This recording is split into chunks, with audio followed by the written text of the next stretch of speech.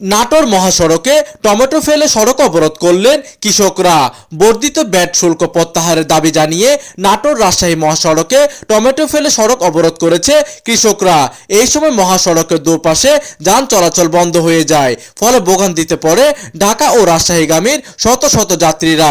বুধবার 29 জানুয়ারি দুপুরে নাটোর রাজশাহী মহাসড়কের শহরে বেলগড়িয়া বাইপাস এলাকায় প্রায় আধা ঘন্টা ব্যাপী এই কর্মসূচি পালন করেন কৃষকরা। এর আগে বর্ধিত ভ্যাট শুল্ক প্রত্যাহার কর, কৃষকের জীবন বাঁচাও এই স্লোগান নিয়ে কৃষকরা বিক্ষোভ ও মানববন্ধন করেন।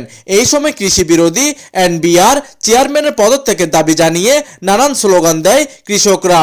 এইদিকে কৃষক রফিকুল ইসলাম গণমাধ্যমকে বলেন, কৃষকের উপর 5% থেকে বাড়িয়ে 10% ভ্যাট বাড়ানো হয়েছে, ফলে বেশি দামে ফসল উৎপাদন করে কম দামে বিক্রি করতে হচ্ছে।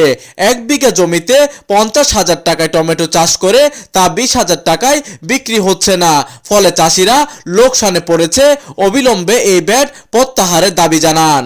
প্রতিনিধি ফরহাদুজ্জামানের তথ্য ও পাঠানো চিত্রে ডেস্ক নিউজ, দিগন্তের বার্তা 24, নাটোর।